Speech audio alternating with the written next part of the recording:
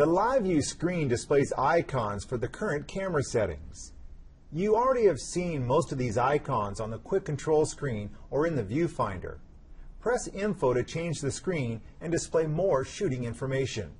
As we demonstrated earlier, you can change the camera settings on screen. Press Q and use the multi-controller to highlight a camera function. Turn one of the dials to change the setting. Now, try pressing Info 2 more times. The camera will display an electronic level. This display can help you level the camera, especially when there isn't a usable horizon.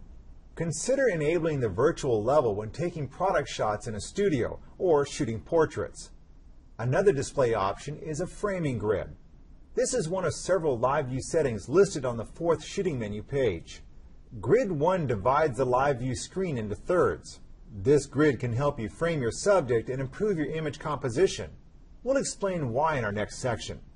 Grid 2 divides the live view screen even further. Use either grid along with the electronic level display when shooting subjects with architectural elements. The grid display will help you line up the horizon or building edges. With the aspect ratio setting, you can record images that look as though they have already been cropped. For most photographers, cropping is just part of their workflow.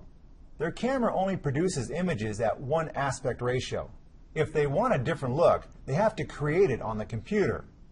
The 60D can save live view images at the normal 3:2 ratio, or you can select one of the other options. The camera displays the aspect ratio by placing gray bars over areas of the screen that will not be recorded. For raw images, the aspect ratio information is saved with the file. It is not applied in the camera. Here's the key point to understand. If you already know how you want the final image to look, you can set the camera to record it that way. For example, say you want to take a portrait of a friend for his website. You know the image will need to fill a small square on the site. You set the aspect ratio for 1:1. Then you choose the smallest JPEG setting. The image you record will be a square that's 480 pixels wide. You won't need to crop the photo before uploading it to the website. Another setting that will help you visualize your final product is exposure simulation. The camera displays how bright or dark the image will look based on the exposure settings. If the shutter and aperture settings would create an underexposed photo, the image in the monitor will appear dark. The live view image will show you the effects of other image settings as well. If you're shooting with an image zone mode, you'll be able to see how the ambience and lighting settings will affect the final image. For creative zone shooting, more advanced image settings are reflected. These include white balance, picture styles, and auto lighting optimizer.